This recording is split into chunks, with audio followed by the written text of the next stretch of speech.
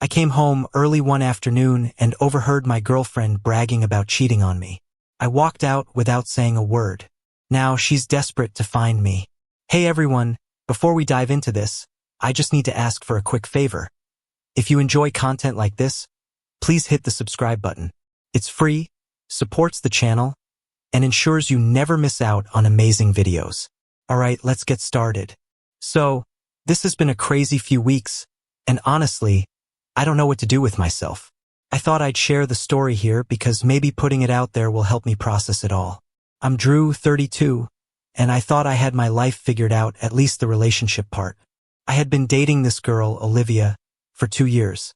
We met at a Christmas party a couple of years ago, and at the time it felt like one of those this is meant to happen moments. Looking back now, I guess I was just dumb.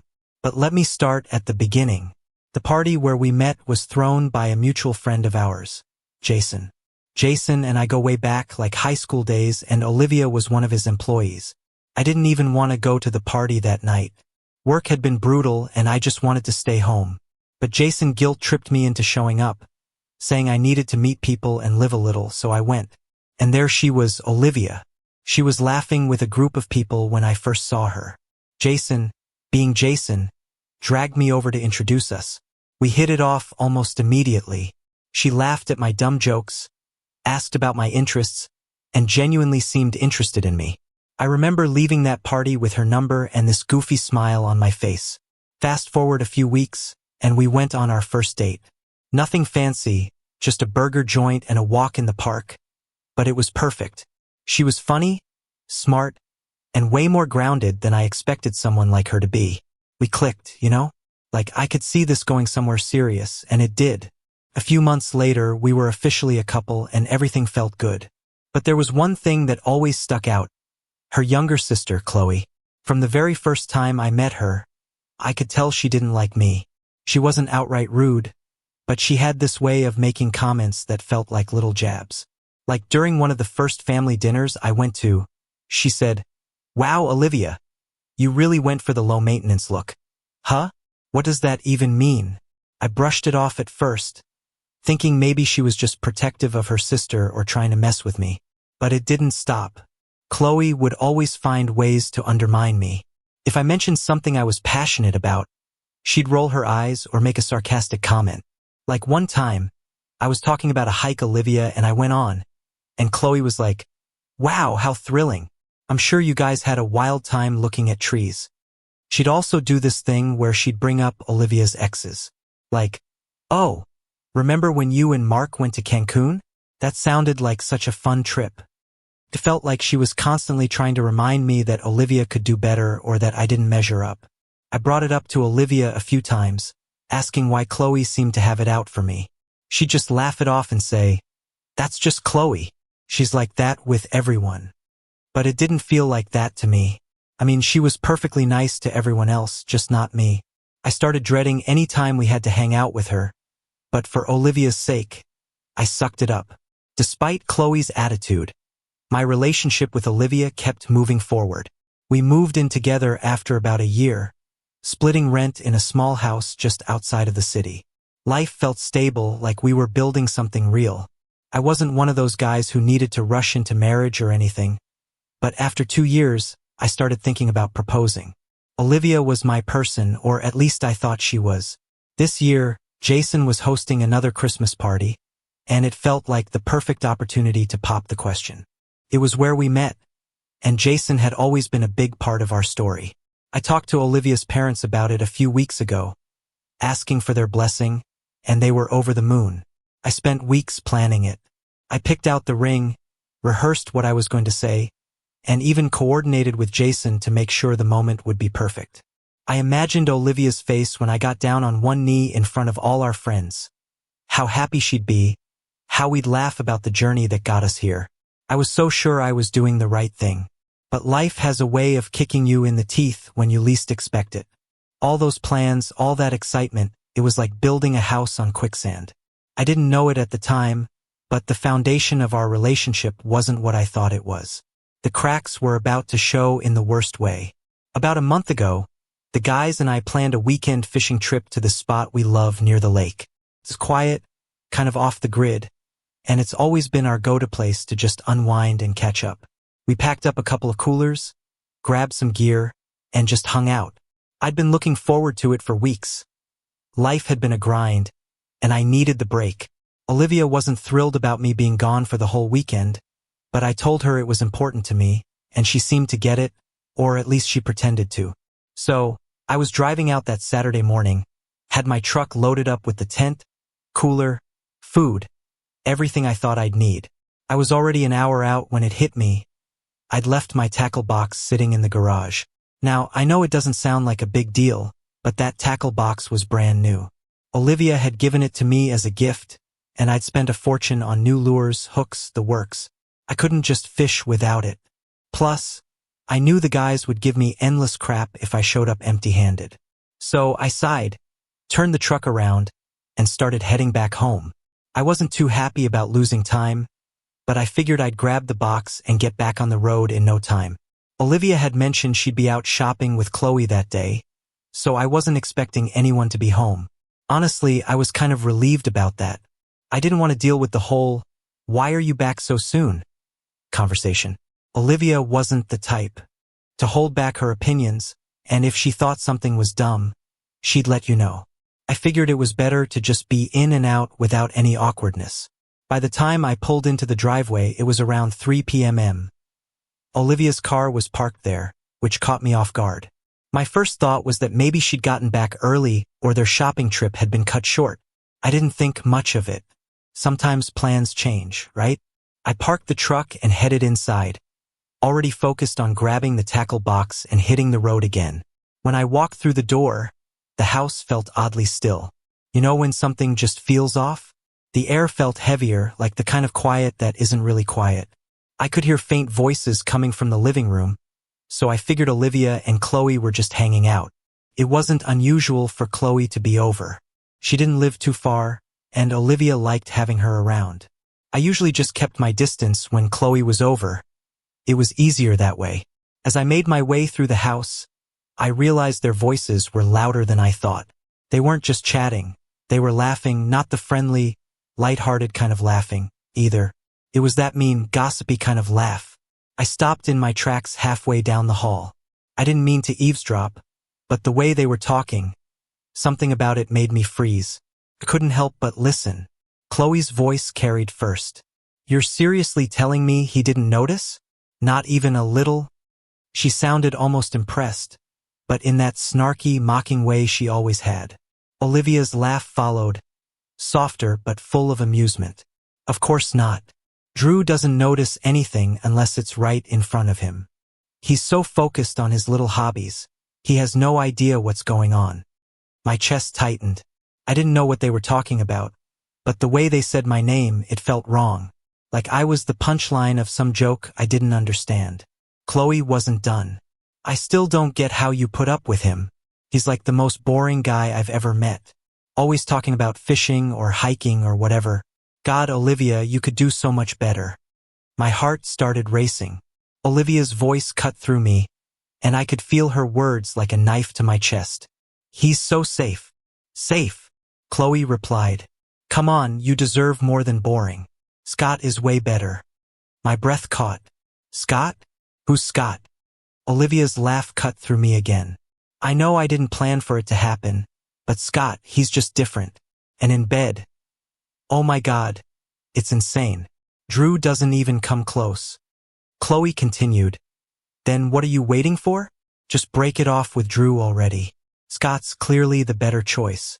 Olivia sighed. "I can't, not yet. And I know he's planning something big for Christmas. I don't want to ruin it yet." That's when I couldn't take it anymore.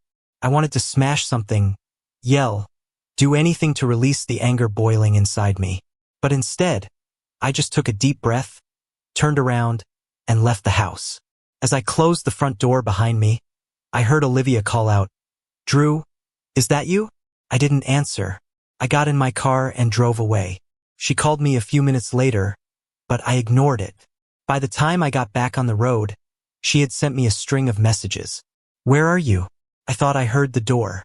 Are you okay? Please call me." I didn't go back to the fishing trip. Couldn't. Instead, I drove aimlessly for hours, trying to figure out what the hell had just happened. It was like everything I thought I knew about Olivia, about our relationship, was suddenly up in the air, and I didn't know what to do with that. Eventually, I pulled into a motel parking lot and checked in for the night. It wasn't much, but it gave me a place to sit and think without the weight of the house or Olivia's presence looming over me. I turned my phone off, ignoring the flood of messages and missed calls that had started coming in. I couldn't deal with her right now. I didn't want to hear her excuses or explanations. What could she possibly say to justify what I'd overheard? I spent the entire night at that motel. I lay in the motel room, staring at the ceiling, replaying the conversation I overheard in my head like some twisted highlight reel. Every laugh, every word, felt like a dagger. The way Olivia talked about me with Chloe wasn't just disrespectful. It was cruel. And the mention of Scott, that hit differently. Knowing there was a name, a face, to attach to her betrayal made it even worse. It wasn't just some abstract mistake I could brush off. She had been making choices, deliberate ones, to lie to me, laugh behind my back, and plan her exit while I was planning our future. Looking back, there were signs. Subtle ones, but I chose to ignore them. For example, over the last few months, Olivia had been more busy than usual. Gym sessions, last-minute drinks with her coworkers, impromptu shopping trips with Chloe. At the time, I didn't think much of it. She wasn't the clingy type, and I respected her independence. But now, I couldn't help wondering how many of those nights were spent with Scott instead. Was she seeing him when she was out with Chloe? Was Chloe covering for her the whole time? I couldn't shake the idea that Chloe had been part of this from the start, encouraging her, enabling her, and probably enjoying every second of it. I hadn't told anyone yet, not even my friends. I didn't know how to start that conversation. Hey, guys, turns out my girlfriend of 2 years has been cheating on me with some guy from the gym. It sounded pathetic in my head, and I didn't want their pity. I wanted to deal with this on my own, at least for now. By the time I left the motel, I had a plan, or at least the beginnings of one. I wasn't going to confront Olivia yet. That would come later on my terms. First, I needed to figure out what to do about our living situation. The lease was in my name, so legally I had all the control. I wasn't about to let her stay in the house while I figured things out. She didn't deserve that. If anything, I wanted her out of my space as soon as possible. When I got back to the house that afternoon, the first thing I noticed was that Olivia's car wasn't in the driveway. Perfect. I parked my truck and walked inside. I headed straight to the spare room where we kept the trash bags. If I was going to do this, I needed to do it now. I grabbed a couple of bags and started putting her things in them. Clothes, shoes, makeup. Anything that was obviously hers went straight into the trash bag. I just wanted her stuff out of my house. The faster, the better. I dragged everything out to the front porch and left it there. Then I went inside, pulled up the contact info for the locksmith I'd used a year ago, and called him to come change the locks. He showed up within the hour, and I didn't give him any details. I just told him I needed the work done ASAP. Once the locks were changed, I felt a small sense of relief. It wasn't much, but it was a step in taking back control. Before I left the house, I grabbed a piece of paper and wrote a quick note. Nothing dramatic, just a simple, you know what you did. Don't contact me. I taped it to the door and locked up, feeling the weight of the keys in my hand, like they were the last tie to the life I'd just thrown away. With everything packed and the locks changed, I needed some space. So, I decided to head out to a retreat center I'd heard about a while back. It was 5 hours away, and I needed this kind of long drive. It offered a quiet place to think. No phone, no distractions, just me and my thoughts. That's exactly what I needed. On my way out of town, I stopped to grab a coffee and sat in the parking lot for a few minutes, scrolling through my phone. Sure enough, there were dozens of missed calls and texts from Olivia. At first, they were casual, "Hey, where are you?" and "Did you come home last night?" But as the hours went on, they became more frantic. "Drew, I'm really worried. Please call me. What's going on? Why aren't you answering?" And finally, "Where the hell are you? We need to talk." I didn't respond to any of them. I wasn't ready to talk to her yet.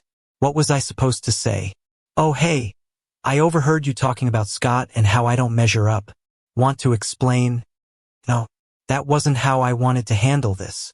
She didn't deserve an explanation from me, not after what she'd done. As I drove toward the retreat, I started thinking about what would happen when she came home and found her stuff on the porch. I pictured her reaction. Probably shock, maybe some tears. Part of me hoped she'd feel embarrassed, like she'd finally realize how badly she'd messed up. But another part of me didn't care how she felt. This wasn't about her anymore. It was about me and what I needed to do to move forward. By the time I got to the retreat, I was emotionally drained.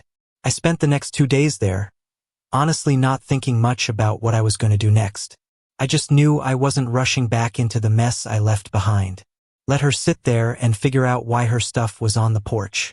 When I finally headed back into town, I was clear about one thing. Olivia wasn't going to manipulate her way out of this.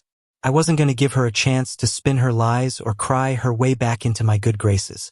If anything, I felt a kind of cold clarity driving back. She wasn't worth the energy. Whatever fake version of herself she'd been presenting for 2 years was done, and I wasn't playing along anymore. As I pulled into my driveway, it was obvious she'd been there.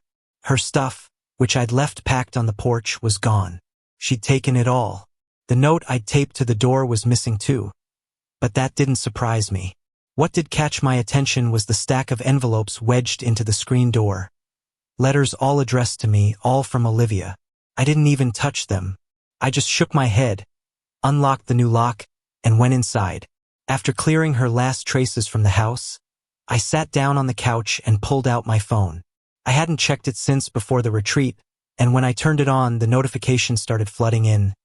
Texts, missed calls, voicemails. It was a barrage of desperation. The text started out calm. Hey, I came home and saw my stuff. Can we talk? I don't know what's going on, but I'm worried. Then they got more frantic.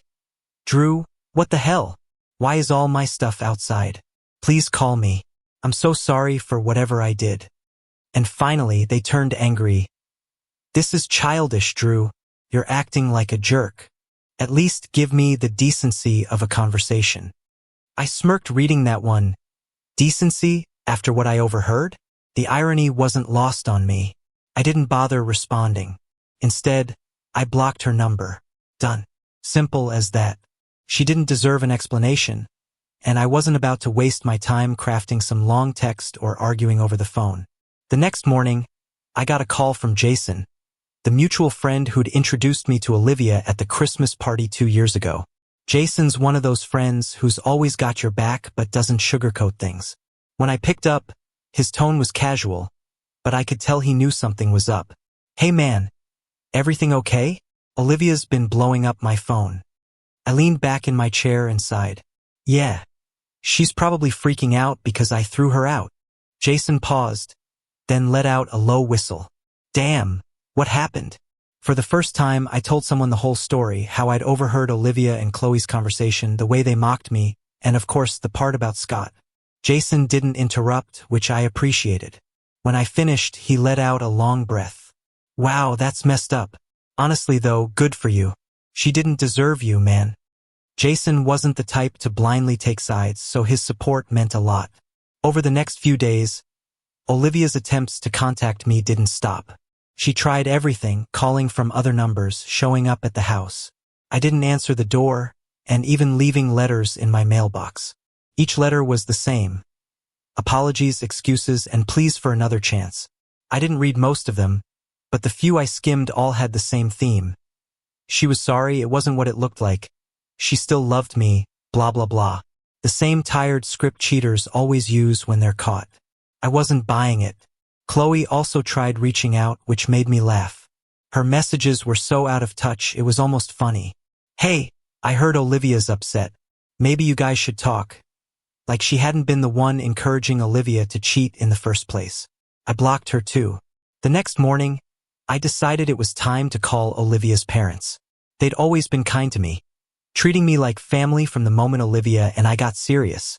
Her mom, Linda, would send me home with leftovers after family dinners, and her dad, Tom, loved talking about sports and grilling tips. They were the type of people who genuinely cared, and I figured they deserved to know the truth about what their daughter had been up to. Plus, I wanted them to hear it from me, not some twisted version Olivia would no doubt try to sell them. I wasn't nervous about the call, but I knew it wouldn't be easy. It's not exactly a casual conversation. Hey, just thought you should know. Your daughter's a cheater, and her sister's been hyping her up about it. Still, I called Linda's number, and she picked up on the second ring. Drew, how are you, sweetheart? It's been a while, she said, her voice as warm as ever. Hi, Linda, I replied, trying to keep my tone steady. Do you have a few minutes to talk? It's important. Of course, she said, sounding concerned. Is everything okay? No, I said bluntly. Not really. I explained everything. How I'd overheard Olivia and Chloe laughing about me, how Olivia admitted to cheating with some guy named Scott, and how Chloe had been egging her on the entire time. I didn't sugarcoat it. I told her exactly what they said, word for word, because I wanted her to understand just how low both of her daughters had stooped. By the time I finished, the line was silent for a moment. I thought Linda had hung up, but then I heard a shaky breath. Drew, she finally said, her voice trembling. I don't even know what to say. I can't believe this. Are you sure? I didn't misunderstand, I interrupted firmly. Linda started crying. I felt a little bad, but at the same time, I knew I was doing the right thing. At the same time, I wasn't going to soften the truth. Her daughters had done this, not me. After a few moments, I heard Tom's voice in the background asking, What's wrong? Tom, Linda said, her voice breaking. It's about Olivia and Chloe. There was some muffled noise as Tom took the phone. Drew, what's going on? Linda's in tears over here. So I told him the whole thing again. By the time I finished, he was silent, just like Linda had been. Then, after what felt like forever, he let out a long, heavy sigh. I'm sorry, Drew, he said, his voice low and serious. You didn't deserve that. None of it. I can't believe God, I don't even have words. It's not your fault, I said, and I meant it. But I thought you should know. I know how much you both care about your daughters, but I can't stay quiet about this. I'm done being disrespected. You're absolutely right, Tom said, his voice sharp. Now they crossed a line, and they need to face the consequences. I don't care if they're my daughters, what they did is disgusting. Linda, still crying in the background, chimed in. Drew, I'm so sorry. You've always been so good to Olivia, to our family. I can't believe she would throw that away. And Chloe, how could she encourage something like this? I don't even recognize them anymore. We talked for a while longer. They asked if I was okay, how I was handling everything, and if there was anything they could do to help. I told them I was fine, better than they probably expected, and that I was moving on no matter how hard Olivia begged. Tom promised me they'd handle things on their end and made it clear they wouldn't tolerate that kind of behavior in their family. Before we hung up, Tom said something that stuck with me. Drew, you've always been like a son to us. What Olivia did doesn't change that. You're welcome in our lives anytime, but as far as I'm concerned, she's out. Both of them are. I can't have people like that in my life, even if they're family. I wasn't sure how Olivia's parents would react, but I didn't think they'd cut ties with both of their daughters. It was a bold move, but honestly, it made me respect them even more. They didn't try to justify or excuse Olivia's behavior. They didn't pull the blood is thicker than water card. They just saw the situation for what it was and stood by their principles. I felt relieved, like a weight had been lifted, knowing Olivia and Chloe wouldn't have the support system they'd probably been counting on. But another part of me felt sad. Not for them, but for Linda and Tom. They didn't deserve this. They'd raised two daughters who turned out to be selfish, deceitful people, and now they had to live with that reality. I wouldn't wish that on anyone. By the time I went to bed that night, I felt more at peace than I had in weeks. Olivia and Chloe might have tried to ruin my life, but I wasn't the one left scrambling to fix things. That was on them now. And judging by Tom and Linda's reaction, they were going to have a rough time ahead. In the days that followed my conversation with Olivia's parents, the fallout from her and Chloe's actions started to spread. Tom and Linda weren't the kind of people to make empty promises, and when they said they were cutting ties with both of their daughters, they meant it. I didn't expect the extent to which they'd follow through, though. It was satisfying to watch. The first thing I heard was that Olivia had been fired. Jason called me. "Well, she's not my employee anymore," he said. "I can't keep someone like that around. It's bad for the team, bad for morale, and honestly, I don't want someone who thinks that kind of behavior is okay representing my company." I wasn't expecting him to fire her, but I couldn't pretend I was upset about it. Olivia had always bragged about how much Jason respected her work, how secure her position was. Clearly, her actions had consequences she didn't see coming. "You didn't have to do that on my account," I said, though part of me was relieved to know she wasn't going to skate by without any repercussions. Jason scoffed. "This isn't just about you, Drew. I don't tolerate that kind of behavior, period. She crossed a line, and I'm not going to let her bring her drama into my workplace." After we hung up, I couldn't help but feel a sense of vindication. Olivia had been so smug, so confident that she could get away with everything. But now the life she'd built was starting to crumble. From what I heard through mutual friends, and a little from Jason, Olivia tried to play the victim at first. She told anyone who would listen that I'd overreacted and kicked her out without giving her a chance to explain. But as the full story came out, thanks to Jason and her parents, people stopped buying her act. She went from being someone everyone admired to someone they pitied, and not in a good way. As for Chloe, her involvement didn't go unnoticed either. Tom and Linda were furious with her for encouraging Olivia's behavior, and they made it clear she wasn't welcome in their home anymore. Chloe had always been the family wild card, the one who could never hold down a job, constantly borrowing money, always relying on her parents to bail her out. Tom and Linda cut all financial support to both Olivia and Chloe. They didn't have much of a safety net anymore. Tom and Linda also didn't hold back when people asked why. According to Jason, Linda had told one of her friends at church, "We raised them better than this. If they're going to behave this way, they can do it without our help." Their social circle quickly picked up on the situation, and word spread fast. Olivia and Chloe found themselves ostracized by people they'd once relied on for support. Friends stopped returning their calls, invitations to events dried up, and even their Instagram followers started dwindling. Olivia, who had always cared way too much about appearances, must have been losing her mind over it. Apparently, Chloe let Olivia crash at her place for a while, but that didn't last long. From what Jason told me, Chloe couldn't handle the constant drama Olivia brought with her. Between Olivia spiraling after losing her job and Chloe struggling to keep up with her own expenses, things fell apart quickly. One night, Jason mentioned he'd heard through the grapevine that Chloe had finally snapped and kicked Olivia out too. She told her to figure her own crap out, Jason said, almost laughing. "I guess being sisters only goes so far when someone's a walking disaster." I didn't feel bad for either of them. They'd made their choices, and now they were dealing with the fallout. If anything, it felt like poetic justice. Olivia and Chloe had spent so much time tearing me down, acting like I was just some safe, boring guy who didn't deserve their respect.